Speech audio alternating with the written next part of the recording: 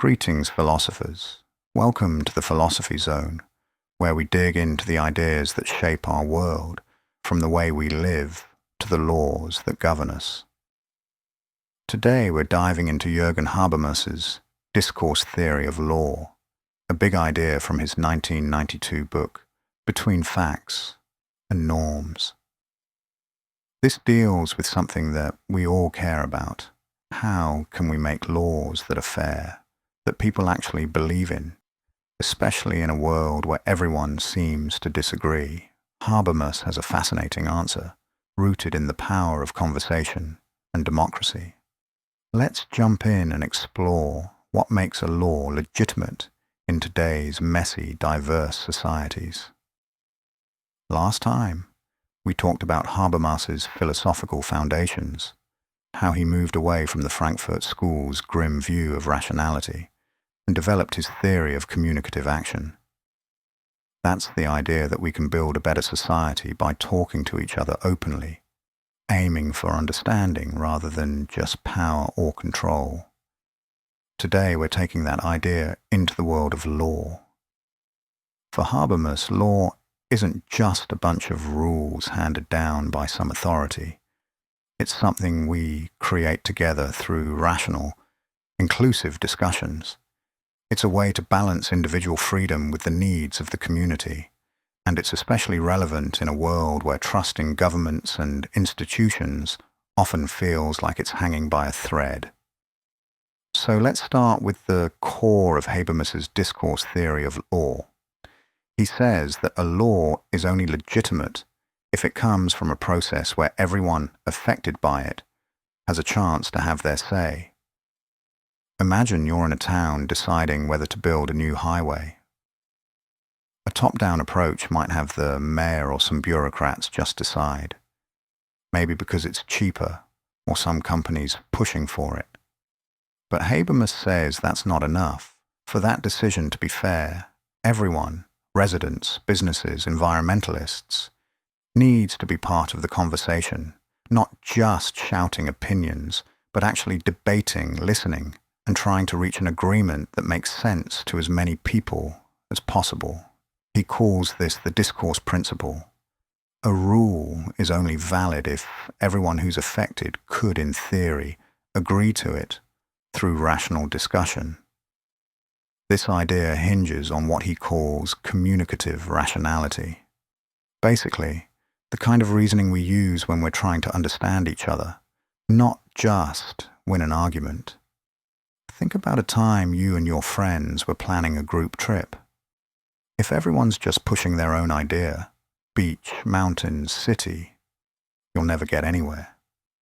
But if you sit down, share your reasons, and listen, you might find a plan that works for everyone. That's the kind of process Habermas wants for lawmaking. It's not about one side dominating. It's about finding norms that people can accept because they've had a voice in the process. Now here's where it gets really interesting. Habermas talks about two kinds of freedom that law has to balance: private autonomy and public autonomy. Private autonomy is about your individual rights, like your freedom to speak, own property, or live your life without interference. Public autonomy is about your role as a citizen, your ability to shape the laws that govern everyone through democratic participation. A lot of legal theories pick one over the other. Some, like classical liberalism, say individual rights are the most important thing.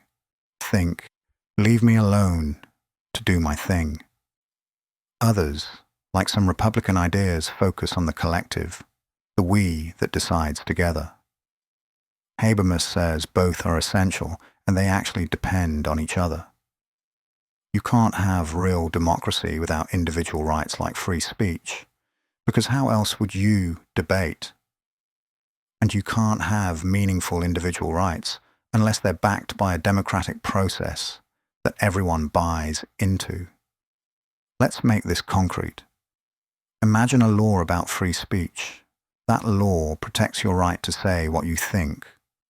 Private autonomy. But for that law to be legitimate, it needs to come from a democratic process where people have debated what free speech should mean, what its limits are, like whether it covers hate speech or misinformation. That's public autonomy at work. Habermas calls this co-originality, the idea that these two kinds of freedom are born together, like two sides of the same coin. It's a powerful way to think about law, because it means laws aren't just about protecting you from the government. They're about giving you a say in how society works. So how does this actually happen? Habermas says it starts in what he calls the public sphere. Think of it as all the places where we talk about issues that matter, like town halls, newspapers, or even social media. These are where ideas get hashed out, where people argue about what's fair or what's needed. Then, those ideas get funneled into formal institutions like parliaments or courts, where they're turned into actual laws. The key is that the process has to be open and inclusive, as close as possible to what Habermas calls the ideal speech situation, where everyone's equal, no one's silenced, and the best argument wins. Of course, we don't live in a perfect world, but the closer we get to that ideal, the more legitimate our laws will be. This is what sets Habermas apart from other legal thinkers. Let's compare his ideas to a couple of other approaches to make it clearer.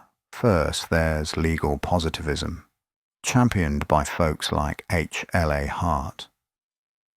Positivism says a law is valid if it's properly enacted, say, passed by a legislature, regardless of whether it's morally right. Think of a law that's technically legal but feels unjust, like one that favors the rich or ignores marginalized groups. Habermas says that's not enough. A law might be formally valid, but if it doesn't come from a process where people could reasonably agree to it, it's not truly legitimate. It's just power dressed up as law. Then there's natural law, which people like John Finnis defend. They argue that laws should reflect universal moral truths, like the value of life or justice, often rooted in religion or human nature. Habermas respects the moral angle, but thinks this approach is too rigid for our diverse, secular world. What counts as a universal truth? Different cultures and people disagree. Instead, he says legitimacy comes from the process of talking it out, not from some preset moral code. His approach is more flexible, letting societies figure out their own norms through dialogue. He also takes a different path from someone like Ronald Dworkin, who sees law as a kind of moral story judges tell to make sense of a legal system. Dworkin's all about judges finding the right moral principles in law. Habermas says that's too focused on courts. For him, legitimacy comes from the people, from citizens debating and shaping laws together, not just from wise judges interpreting things. This all sounds pretty hopeful, right? A world where laws reflect real, inclusive conversations. But it's not without challenges. Some critics, like Niklas Luhmann, say Habermas is too optimistic about people's ability to deliberate rationally in complex societies. Modern legal systems are huge, with bureaucracies and technical rules that don't always bend to public debate. Others, like Iris Marion Young, argue that his focus on rational argument can sideline other ways of communicating, like storytelling or emotional appeals, that are often how marginalized groups get their voices heard. If you've ever felt like a logical debate shuts out your personal experience, you might see her point. Habermas doesn't ignore these critiques. He admits the ideal speech situation is just that, an ideal. Real-world discussions are messy, shaped by power, money, or prejudice.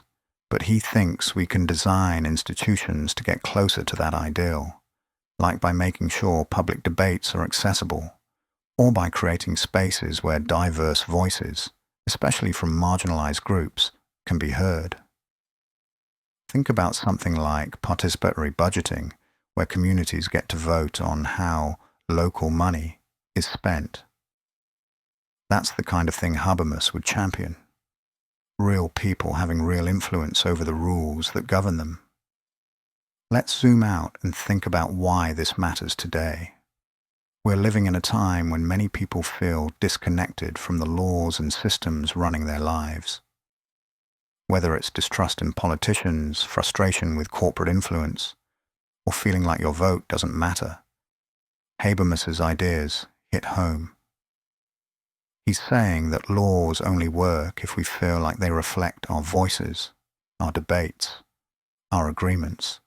In a polarized world where social media often amplifies shouting matches over real dialogue, his call for rational, inclusive conversation feels like a lifeline.